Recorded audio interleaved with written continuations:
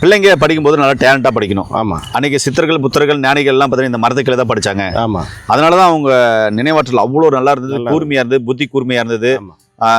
அவங்க படிக்கிறதெல்லாம் ஸ்டோரேஜ் பண்ண முடிஞ்சது அப்படின்லாம் சொன்னீங்க.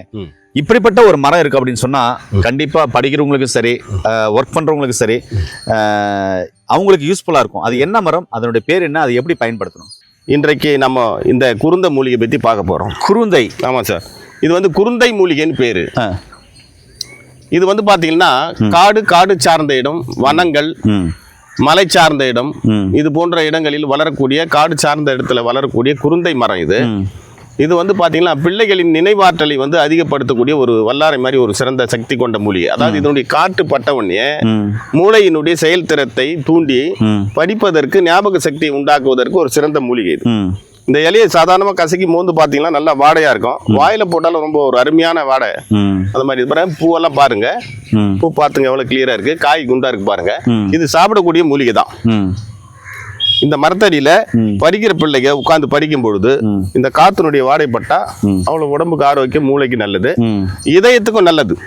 இதயம் சார்ந்த பிரச்சனை இருக்கிறவங்க இதை ஒரு கைப்பிடி இலையை எடுத்து இதனுடன் கொஞ்சம் திரிகடுகு சூரணை சேர்த்து நன்றாக கொதிக்க வைத்து வடிகட்டி சாப்பிடலாம்.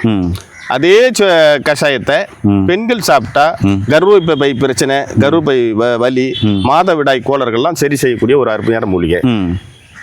இப்ப படிக்காத பிள்ளைங்க இல்ல படிக்காத ஸ்டூடெண்ட்டுகள் இல்ல காலேஜ் ஸ்டூடெண்ட் யாரானாலையும் இந்த மரத்துக்களை உட்காந்து படிச்சாக்க நல்லா டேலண்ட் வருங்களே. எவ்வளவு நேரம் படிக்கணும், இல்ல இதை எடுத்து கசாயம் எதனா வச்சாக்க இன்னும் டேலண்ட் வருங்களா? கஷாயம் போட்டு குடிக்கலாம், ஒன்றும் தப்பு கிடையாது. சாப்பிடக்கூடிய மூலிகை தான் இது. சாப்பிடக்கூடிய மூலிகை? ஆமா.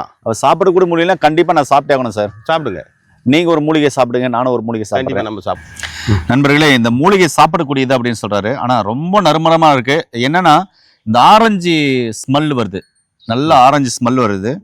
இந்த இலைய மூந்து பார்த்தேன், இங்க இப்படி பண்ணி மூந்து பார்த்தேன்.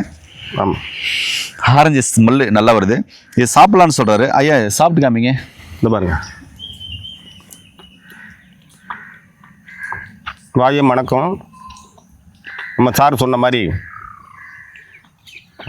ஆரஞ்சு ஸ்மெல் வருது. கிச்சிலி, எலுமிச்சை எல்லாமே மிக்சிங் ஆன மாதிரி வரும். ஓகேங்க. இது பூ சாப்பிடலாமா? பூ சாப்பிடலாம். சாப்பிட்டு காமிங்க. இந்த பாருங்க, பூச்சி இருக்கும், அதனால தான் பாருங்க.